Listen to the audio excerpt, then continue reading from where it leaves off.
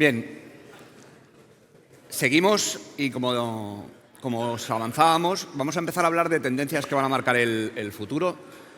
Pero antes de eso, es imposible en un día como el de hoy y como el de ayer, y vengo de Barcelona y yo tampoco me olvido de qué estaba haciendo aquella tarde. Así que, bueno, me ha sentido pésame en estos momentos para muchos de vosotros que seguro que sufristeis pérdidas de familiares, amigos. Y también, igualmente, daros la enhorabuena por el esfuerzo y el voluntariado que empujasteis aquellos días y que son un ejemplo para el resto. Así que, primero, agradeceros eso antes de empezar con la sesión y entrar en materia. Vamos a hablar de tendencias y es importante porque muchas veces no somos conscientes de que el mundo cambia y cambia en cualquier ámbito. Si vemos incluso una montaña, y esta montaña es la 9ª montaña más alta del mundo, es el Nanga Parbat, con más de 8.000 metros de altura, y aunque parece estática, aunque parece quieta, se mueve 7 milímetros cada año, crece 7 milímetros cada año. De hecho, en una vida humana promedio habrá crecido alrededor de medio metro, lo cual no es para nada un crecimiento desdeñable. Y eso que se formó hace 40 o 50 millones de años, y así que dentro de 100.000 años, que en ámbitos geológicos no es nada, habrá crecido 700 metros. ¿Por qué pongo este paralelismo? Porque incluso en las montañas, que parece que están estáticas y no se mueven, las frases de Darwin y la teoría de la evolución de Darwin tienen más sentido que nunca, que es nos tenemos que adaptar al cambio. ¿Qué influye en vuestro sector agroalimentario cuando cogemos, y en el mundo en el que vivimos? Cuando cogemos las top 10 marcas y vemos cuál es su valoración, las 10 marcas más valoradas a través de una empresa que es Kantar Insights, vemos una cosa que es radicalmente distinta a lo que veníamos viendo. Hace simplemente 20 años, el top 10 de esas empresas más valoradas del mundo tenían una edad media de 88 años. 10 años más tarde, la edad se divide a la mitad. La edad de esas 10 marcas más valiosas del mundo son 42 años. Cuando añado 2025, la edad media es de 12. Esto nos habla de que más allá de la montaña, que crece geológicamente muy rápido, pero para nosotros es muy, muy lento, las empresas y el mundo en el que nos movemos evoluciona muy rápido. Y en gran parte, y lo decíamos, tenía que ver con la revolución tecnológica que está detrás de esta disminución de la edad media de las empresas. Pero no vamos a hablar de empresas tecnológicas, financieras, vamos a hablar de alimentación. Vamos a hablar de qué tendencias están cambiando la alimentación y qué tendencias van a seguir de largo plazo para que podáis adaptaros y encontrar oportunidades en este entorno. Y lo hemos resumido en 3 grandes grupos. El primer grupo es cómo está cambiando la geografía. El segundo es cómo está cambiando el consumo y el tercero cómo está cambiando la industria. Y si nos desgranamos un poco más y vamos a ver los titulares principales, en términos de cambios demográficos, el mensaje es que vamos a ser la misma gente, pero vamos a ser un poco más mayores, vamos a estar más solos, vamos a ser unidades familiares más pequeñas y vamos a ser más diversos. La inmigración va a tener un papel fundamental en la composición de la demografía española. En términos de consumo, vamos a hablar de salud, vamos a hablar también de cómo el consumo se está desordenando debido a este movimiento hacia hogares más pequeños. Y luego un punto que es muy relevante, y hablábamos, hay mucha tendencia de la normativa europea empujado hacia la Agenda 2030, sostenibilidad, y es relevante, pero vamos a ver que hay matices en lo que el consumidor entiende que tiene que estar detrás de la sostenibilidad. Y creo que es una parte que es muy relevante para vosotros.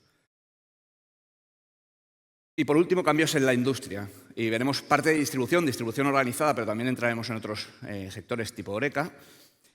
Y un mensaje relevante, que también para vosotros es una oportunidad, que es cómo grandes marcas y grandes corporaciones están tratando el mercado, reduciendo sus inversiones, y eso brinda una oportunidad para marcas más pequeñas.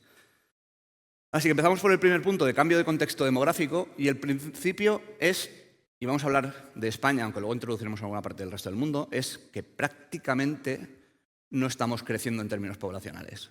Somos 48 millones de españoles, pero estamos creciendo al ritmo del 0,7. Es un ritmo pequeño si lo comparamos con momentos anteriores a 2008 y la crisis de 2008. De hecho, lo único que explica el crecimiento, y lo vemos en este gráfico, no es el saldo vegetativo natural de la población española, sino que es básicamente la inmigración, y por eso entraremos en un último punto al final. Y lo que vemos es que en los últimos tiempos este crecimiento demográfico se ha impulsado un poco más por básicamente lo que mueve más la migración, que es la creación de empleo.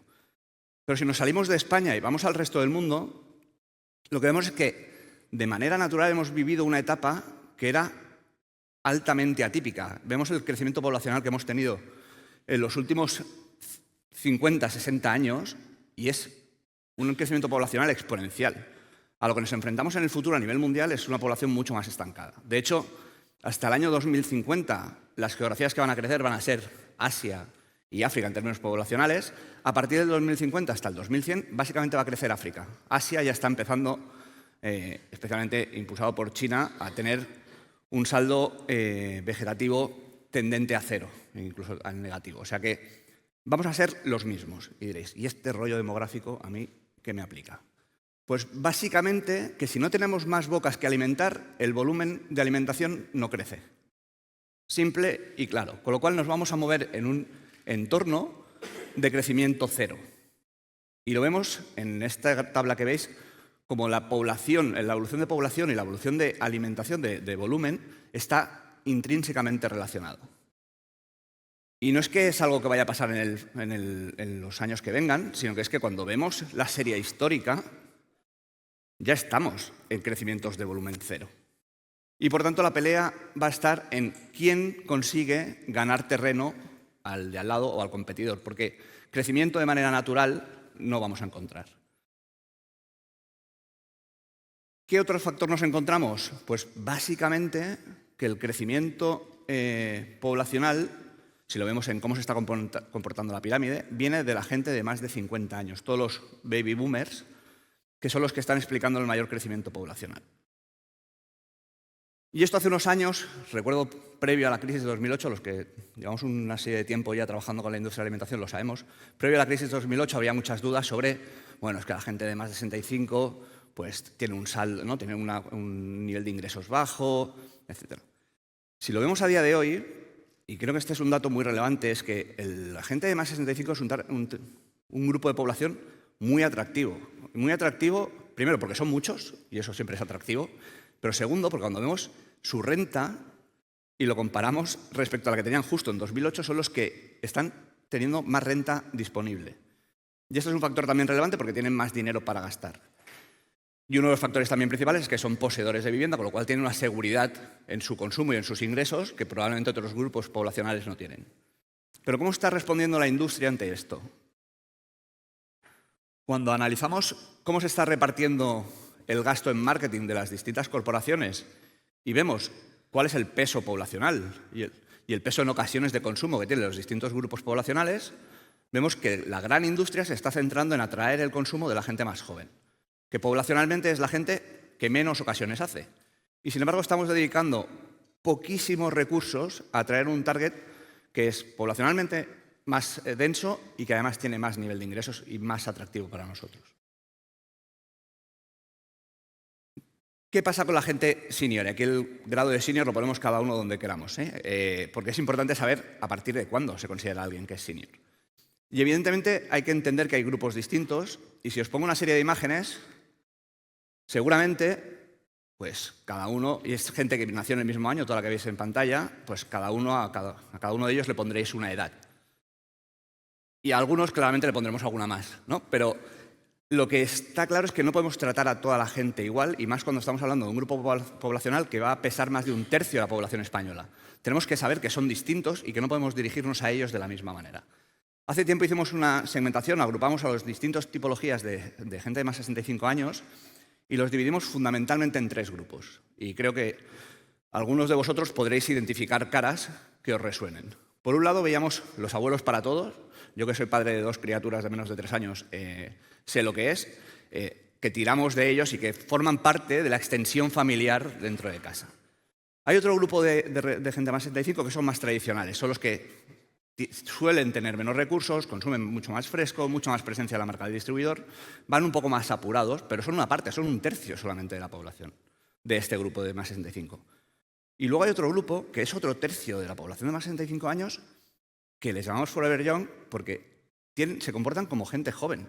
Tienen más compra en comercio digital que mucha gente joven, les gusta viajar, les gusta invertir en ocio y, por tanto, ante esta amalgama de población de más de 65 años, que es, ya os digo, un tercio de la población, no podemos tratar a todos ni a generarnos una imagen mental única de cómo son los retirados viendo a uno u otra tipología, ¿sí? Tenemos que ser conscientes que existen retirados de distintos tipos y que tenemos que ir a por ellos y que seguramente algunos son más interesantes para incrementar ese 10% de inversión en marketing y acciones comerciales que les dirigimos específicamente a ellos.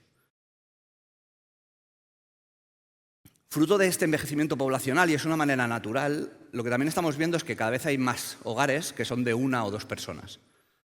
Pero no solamente es que esto sea producto del envejecimiento poblacional, sino que hay un 30% de este crecimiento de los hogares monoparentales, perdón, de los hogares monofamiliares, unipersonales, que fundamentalmente están explicados por otros grupos que no son de más de 65 años, con lo cual existe una voluntad clara de vivir en unidades familiares mucho más pequeñas. Y esto tiene impactos en el consumo también. Y lo primero que vemos es que, evidentemente, no podemos seguir trabajando con formatos familiares cuando la población española, más de la mitad de la población, está en hogares de 2 personas. Pero aquí, no os he puesto el dato, pero os lo digo de palabra, lo que vemos de la demanda del consumidor es que sigue demandando productos de cargas altas. Y se juntan varios efectos. El primero es que la gente no quiere invertir demasiado tiempo, en general, en ir a comprar y, por tanto, prefiere estocar y gastar de la despensa. Pero hay un segundo punto que tenéis vosotros en vuestras manos, que es que cuando ves las primas de precio que le estamos pidiendo al consumidor por formatos más pequeños, llegan a ser del doble que el precio medio del producto regular. Y es difícil, ¿no?, poder acceder a según qué inversiones, cuando además, en realidad, cuando vemos en los hogares pequeños, tienen las mismas tareas, tienen muchas partidas que son gastos fijos que son iguales para cualquier hogar. Y, por tanto, exigirles primas de precio por darles un formato que se adapte mucho a ellos está bien, pero tenemos que ver que esa prima de precio sea consecuente con lo que están dispuestos a pagar y se pueden permitir, ¿sí? Porque lo que decía, la segunda parte, que es la parte de practicidad, y el segundo cambio más importante, tiene que ver con que tenemos mucho menos tiempo, con lo cual la parte de dar formatos convenientes, de formatos ágiles y rápidos para su consumo, también impacta de manera directa en este target. De hecho, os pondré solamente un ejemplo. Cuando vemos el consumo de gazpacho envasado, a mucha gente le sorprenderá que el target que más consume ese tipo de productos es la gente de más de 65 años, cuando tienen, primero, la cultura de hacerlo y probablemente el tiempo disponible para hacerlo, pero siguen buscando convenience en muchos productos.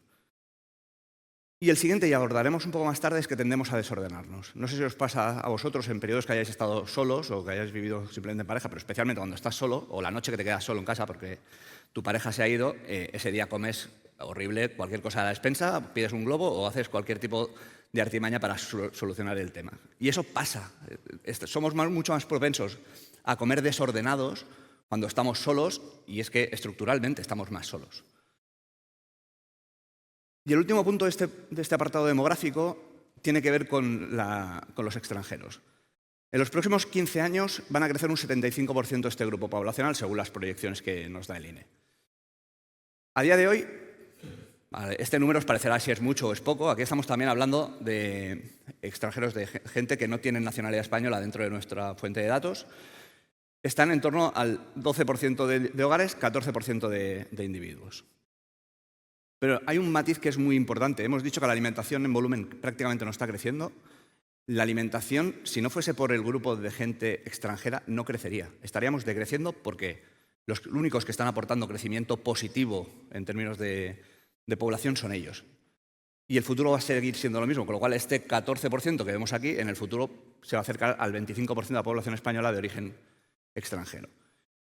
Y es importante saberlo porque no consumen de la misma manera, ni tienen estructuras familiares iguales. Estamos diciendo que la población española se está envejeciendo hacia más 65. Fundamentalmente, la gente que viene de fuera son grupos familiares. Vienen muchas veces solo y reagrupan luego a su familia y, por tanto, se acaban convirtiendo en las nuevas familias. Ese target que siempre hemos hablado de núcleo familiar con niños y demás, no está en manos de la gente que reside nacional en España, sino que está en manos fundamentalmente y especialmente en el futuro de la gente extranjera. Y, por tanto, vemos aquí la diferencia de muchas categorías y veis en el lado de la barrita azul son aquellas categorías donde el alcance de estas categorías es mayor en la gente extranjera que en la gente nacional, y en el lado rojo lo que veis es aquellas categorías que al revés se ven penalizadas porque la gente extranjera consume menos. Y es importante tenerlo en cuenta, no es único, también tenéis que tener en cuenta que lo importante muchas veces es cómo adapto productos que vienen de fuera al consumo nacional. Y os pongo un ejemplo que es el caso del aguacate. El aguacate hasta hace 20 años era una cosa rara avis, voy a decir últimos 15, 10, era una cosa rara avis. Y viene muy impulsado, evidentemente, porque es una influencia que traemos de fuera, pero el consumo lo hace mucha gente nacional. No solamente lo hace gente extranjera que conoce el producto en origen, sino que también tenemos oportunidad de expandir productos extranjeros dentro del consumo nacional y hacer un consumo grande. El segundo punto tiene que ver con el consumo. Y uno de los puntos más relevantes cuando hablamos de consumo tiene que ver con la salud, con que el consumidor está buscando salud. Y os voy a traer una mirada un poco distinta sobre lo que está realmente buscando el consumidor. Si hablamos de la salud y vemos cuánta gente declara que debería cuidar más su salud, es la gran mayoría, es un 65% de los hogares declara que debería cuidar más su salud en términos generales, no solamente estamos hablando de alimentación, sino que debería tener hábitos más saludables. Esto es un crecimiento alto, son 4 puntos más respecto a lo que pasaba en la prepandemia y, por tanto, la pandemia también ha impulsado esta búsqueda de salud un poco más activa. Pero fijaos un detalle muy relevante. La gente que más está buscando salud es la gente más joven, no la gente más mayor.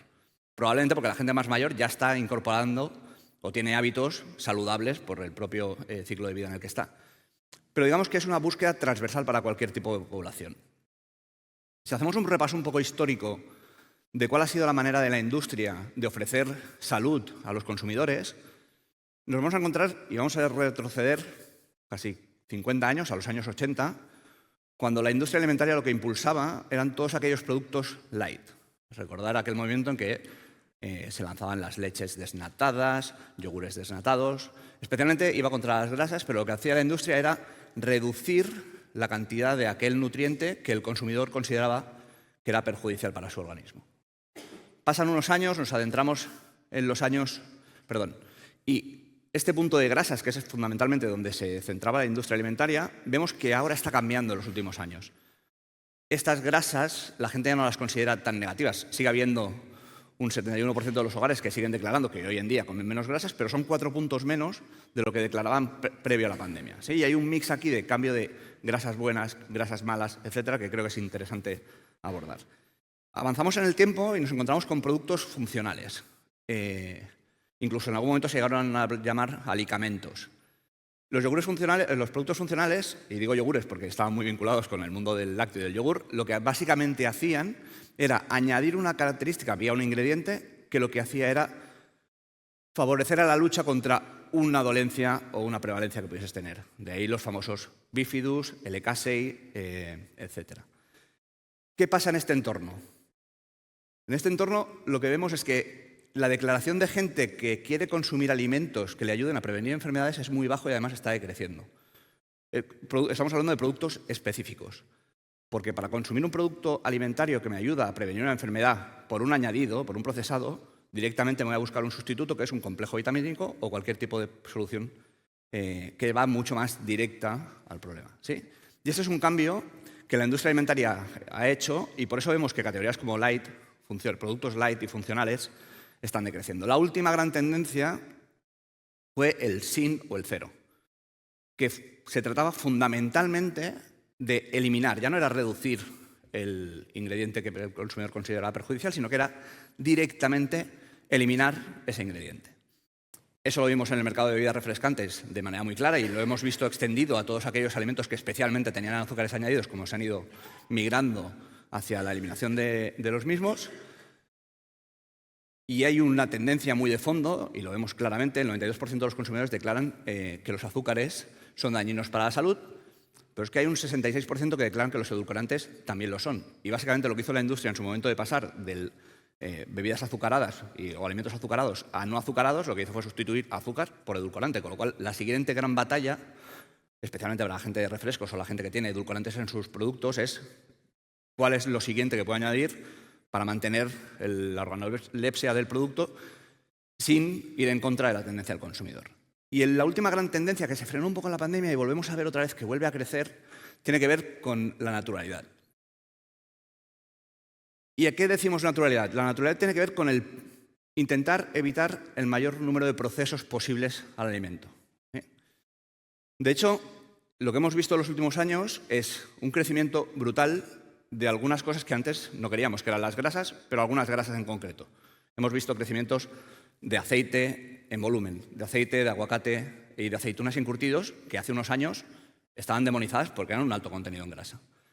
Y por otro lado, lo que también vemos es un gran crecimiento de proteínas alternativas, que no necesariamente son las proteínas alternativas que muchas veces la industria está impulsando, sino que son básicamente proteína en origen, que es legumbre y es huevo. Y el huevo, ya no os voy a decir nada, gente que ha tenido colesterol hace 30 años o 20 era alimento claramente prohibido y ahora es alimento base en cualquier dieta que sigamos. Así que esto es la evolución de la industria alimentaria, pero de fondo hay un problema. Y seguramente a vosotros os afecta mucho menos porque estáis mucho más pegados al terreno, al campo, al producto en origen, con lo cual es una oportunidad para vosotros. El problema al que se enfrenta la industria es que el consumidor considera que los procesados son dañinos para su salud. ¿Y por qué es muy relevante este número? Porque en realidad lo que ha hecho crecer e impulsar a la industria alimentaria en los últimos años es justamente procesar alimentos.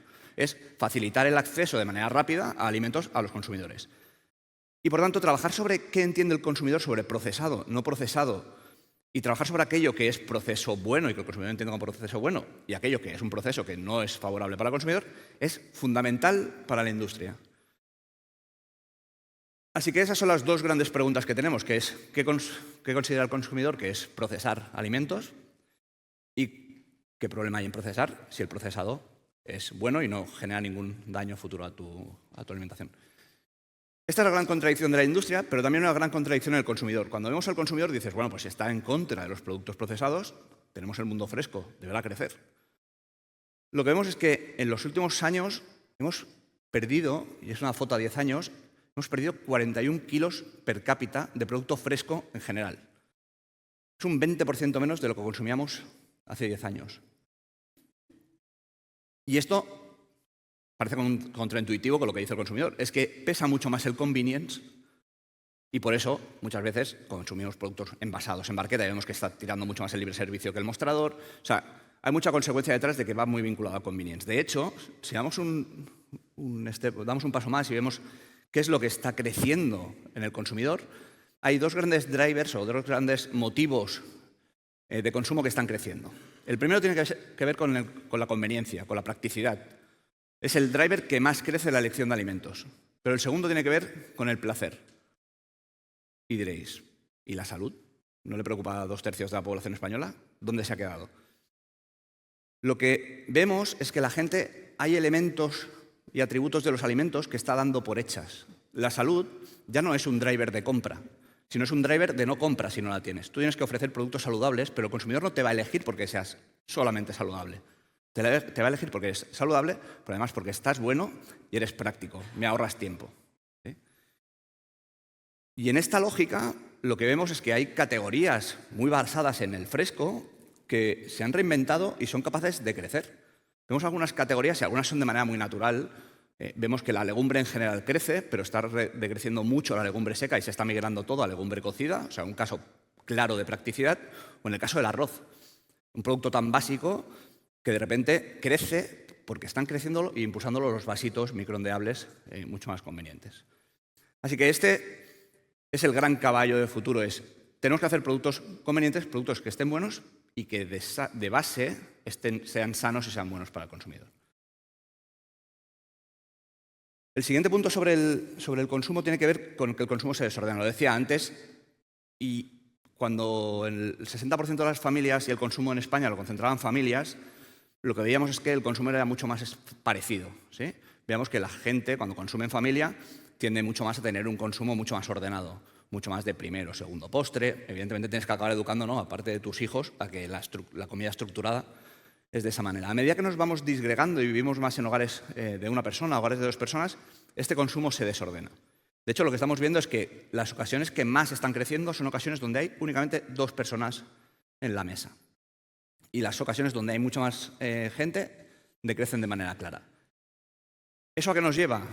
nos lleva a que el número de productos que estamos metiendo en nuestras rutinas de cenas y de comidas son mucho menos. Estamos tendiendo mucho más a introducir un plato único en vez de la tradición del primero, segundo y postre. Y eso, para cada uno de vosotros, cambiará seguramente la manera en la que tenéis que acercar vuestros productos al consumidor. Si ya sabéis que mi producto no va para un plato principal, sino que va para un acompañamiento o forma parte de un plato compuesto por otra serie de ingredientes, tendremos que trabajar en cómo los gestionamos para que el consumidor lo perciba que eso es bueno para ellos. Y luego hay otra parte que esta ligereza también nos lleva a consumir más pronto. Este es más de pasada porque nos estamos acercando a los horarios europeos. Cuando llegue el cambio de horario, si llega, pues ya veremos a qué hora cenamos. Pero de momento lo que vemos es que estamos tendiendo a cenar mucho antes de esas 3, que era un horario como está decidido en España, a comer mucho antes de las 3 y mucho antes, obviamente, de las 10 de la noche. Pero además, en esta parte de consumo creo que es relevante lo que decíamos, aportar facilidades al consumidor. El 25% de las ocasiones ya hemos visto que crecen porque son prácticas, ¿sí? Se eligen porque son prácticas. De hecho, crece un 4%. Y hay 2 elementos que lo reflejan claramente. Están creciendo claramente los platos preparados, y cuando hablo de platos preparados no simplemente hablo del listo para comer, que por ejemplo anuncia mucho Mercadona y el señor Roche, sino que estoy hablando de platos preparados en general, también los de lineal, no necesariamente aquellos que se compran a granel. Los platos preparados crecen. Pero también están creciendo aquellos platos que, siendo caseros, tienen alguna ayuda culinaria, es decir, tienen algún alimento que ha sido procesado por la industria para facilitar pasos dentro de la receta. Así que este también es un punto muy, muy relevante. Y hablando del listo para comer, también tenemos que ver que el consumo, en esa parte de desordenarnos, también se está desordenando el lugar de compra donde compro según qué platos. Puedo pedir una cena en un delivery, puedo pedir una cena en un listo para comer o envasada en el supermercado, puedo pedir una comida en un restaurante y me la llevo a casa, o puedo hacer la receta en casa siendo 100% preparada. Así que esas fronteras entre lo que hago fuera de casa y lo que hago dentro de casa cada vez se difuminan un poco más. Y tendemos a tener un consumidor que es mucho más informal, y el consumo es hacia ahí, hacia donde se dirige. A un consumo mucho más informal del que muchos de nosotros tenemos en nuestro imaginario colectivo de familia sentada, estructurada en la mesa a la hora de comer y a la hora de cenar. ¿Sí? Por último, en esta parte de consumo, vamos a hablar de sostenibilidad. Y es un tema que sé que para mucha gente que está vinculada al sector primario y a la industria de producto fresco es un tema conflictivo. ¿Por qué? ¿Porque la sostenibilidad es importante? Sí, lo es. Si comparamos datos del último estudio que hemos hecho en el que hablamos sobre sostenibilidad a nivel global y ponemos datos globales y datos de España, es un fenómeno que es común. Tanto a nivel global como en España existe una opinión alta sobre que hay una amenaza real del cambio climático. ¿Sí? Vemos que más de la mitad de los consumidores está declarando que es una amenaza real y, por tanto, esa gente que tiene mucho altavoz y dice que la amenaza es exagerada, pues pesa lo que pesa. ¿Qué es lo importante? Si el consumidor está dispuesto a pagar o no pagar más por esta sostenibilidad. Y creo que es un factor fundamental, porque cuando vemos esta sostenibilidad y vemos a qué la asocia al consumidor, fijaos la primera declaración que hacen. Es cuando compro elijo productos de compañías que, y van a la parte local, van al productor pequeño, a lo que esté más cercano, y está a gran diferencia del resto. Y aquí es donde empiezan a confundirse las líneas. El consumidor considera que quiere productos que sean más sostenibles, y es una declaración, y considera que evidentemente el cambio climático es una realidad, pero eso lo vincula mucho más al productor cercano a su casa que no a la gran multinacional, y eso es una oportunidad para muchos de vosotros.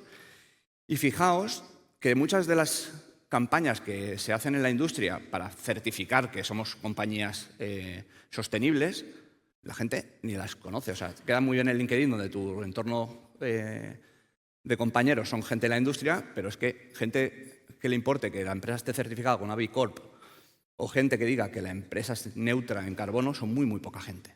¿Sí? Entonces, la sostenibilidad va a ir hacia donde va a ir.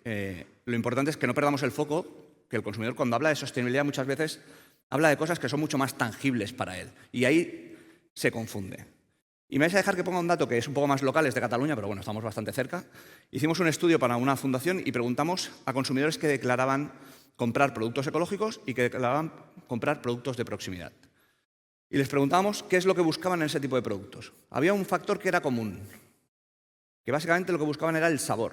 Y de hecho, cuando le preguntabas en más detalle, lo que decían es que sepa como antes. Y ese es el factor fundamental en el que tenemos que apalancarnos. Tenemos que buscar productos que sepan bien, y lo decíamos antes, y porque eso te vincula con el placer, y era una de las motivaciones que más crece.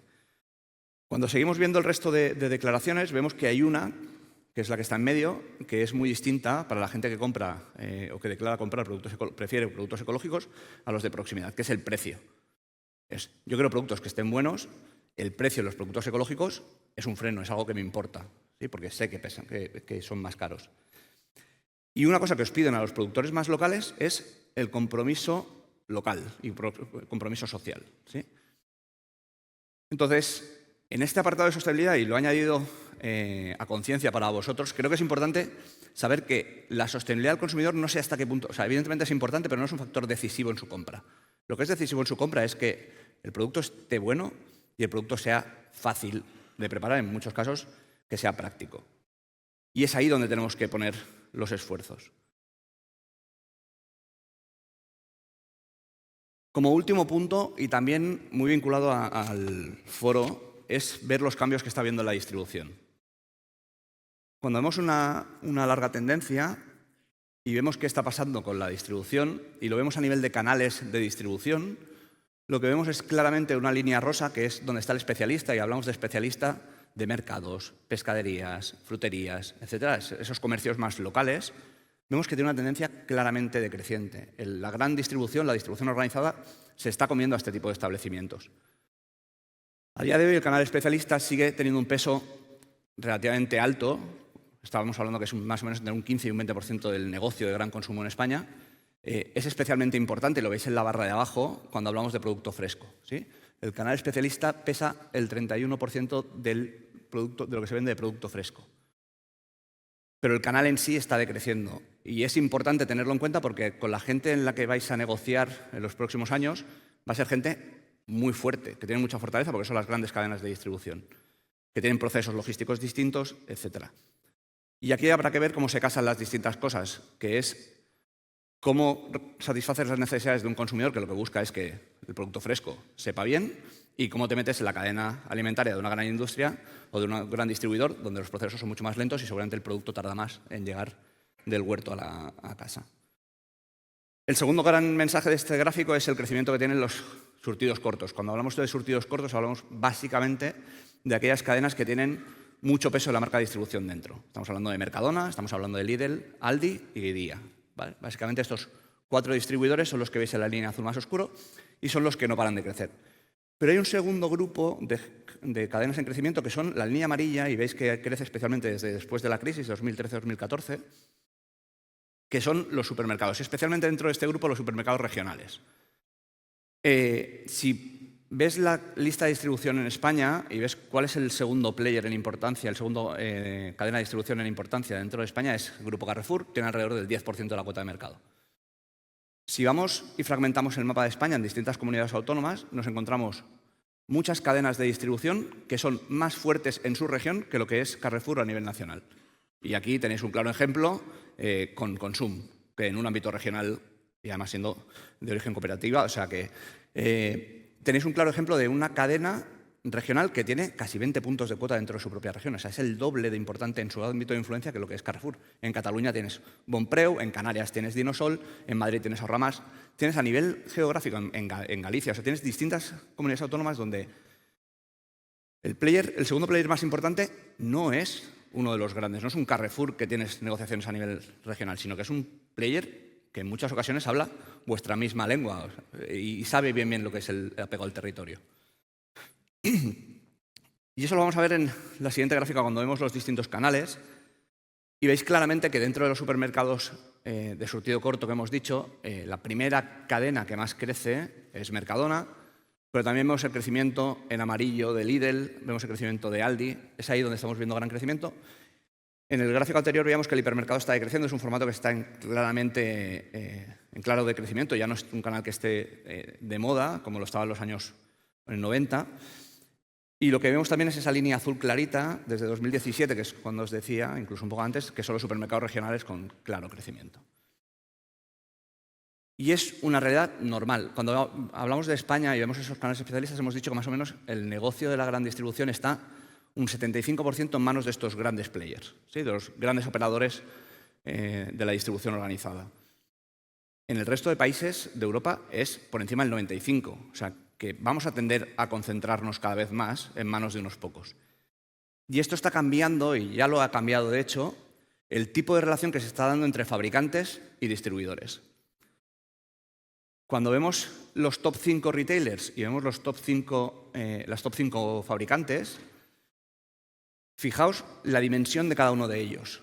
Y veis en azul clarito en esta barra de líneas de los supermercados, de la parte de supermercados, es el peso que tiene su MDD, con lo cual en realidad es una parte de su fuerza, de cuánto facturan ellos. Cuando veis esa línea azul de barritas respecto al azul de los grandes fabricantes, claramente el poder de negociación está cambiando de manos y hace unos años estaba en manos de la gran industria, en los últimos años está en manos claramente de los distribuidores. ¿Pero qué es relevante cuando hablamos de distribución? Y salía antes en los discursos inaugurales sobre la creación de valor. La creación de valor y la necesidad de generar márgenes, etc. Y es fundamental. Es fundamental, ¿por qué? Porque estamos en un entorno donde si no creas valor, vas a pelear por precio. Las cadenas de distribución organizadas que tienen mucho poder lo que van a hacer es negociar por precio, sí o sí, a no ser que tengas una marca, un producto, es decir, todos los elementos que rodean a la base del producto, que realmente les aporte un valor diferencial. ¿Cuál es el problema a día de hoy en términos generales en la alimentación? Que claramente la batalla la está ganando mucho más el precio que el valor. ¿Y por qué os lo digo? Cuando vemos una evolución a larguísimo plazo, estamos hablando de 18 años de historia, vemos que el valor de gran consumo ha crecido en torno a este 60%. Si lo desgranamos este valor y vemos cuánto ha crecido por precio y cuánto ha crecido por volumen, lo que vemos es que gran parte del crecimiento viene explicado por valor neto, ¿sí? Es decir, ha habido más incremento de precios que crecimiento en volumen, pero crecimiento en volumen ha habido. Pero os he dicho que el volumen básicamente crecía por población. Así que cuando vemos la evolución poblacional, explica gran parte de este crecimiento en volumen. ¿Qué ha pasado con el valor? Que en realidad el valor neto ha crecido un 36%, pero es que la inflación ha crecido casi un 50%. Lo que hemos hecho es que el consumidor ha ido buscando herramientas para no asumir esta inflación que ha habido por detrás. Y es lo que nosotros llamamos, en este caso, downtrading, porque es el consumidor no asume la subida de inflación y busca opciones vía promoción, canales más baratos, productos más baratos, fundamentalmente como es la MDD, para no asumir este incremento de precios. Y eso ha sido especialmente sangrante para muchas marcas durante el periodo de altas inflaciones, pero es una tendencia habitual. El consumidor tiende a buscar productos ligeramente más baratos y, de hecho, no es un secreto para nadie que el crecimiento de la MDD en los últimos 20 años ha sido de más de 25 puntos. Y, por tanto, nos enfrentamos, y sé que vosotros estáis en un mundo que es seguramente mucho más de materia prima, pero que es mucho más difícil para muchos fabricantes que están trabajando en la parte de valor. ¿Quién es el principal causante de esa degradación de valor que decíamos? Fundamentalmente la marca de distribución, y lo veis en el circulito de vuestra izquierda. El 60% de esta destrucción de valor, de no asumir esta subida de inflación, la está provocando el crecimiento de la marca de distribución. ¿Cómo podemos competir contra la marca de distribución? Fundamentalmente aportando innovación, aportando cosas que vuelvan a generar valor al mercado, que vuelvan a diferenciar nuestros productos en el mercado. Es la única manera. Y es fundamental que pensemos en cómo desarrollamos innovación para tratar de no arrastrarnos por la dinámica del mercado, que nos va a llevar a seguramente muchos volúmenes de la mano de distribución, pero con precios muy, muy pequeños, porque van a tener mucho más poder negociador que el que tengamos nosotros, ¿sí? Pero hay una buena noticia para muchos de vosotros, que es que cuando ves la foto a nivel general y ves a quién le está robando fundamentalmente la marca del distribuidor, se lo está robando a grandes marcas. Y existe una oportunidad para, en algunos casos es esta parte que veis en medio, que son marcas exclusivas, son las marcas que siendo marca operan exclusivamente en una cadena de distribución, pero fijaos el resto fabricantes, que prácticamente no se ve dañado por este crecimiento que está teniendo la MDD.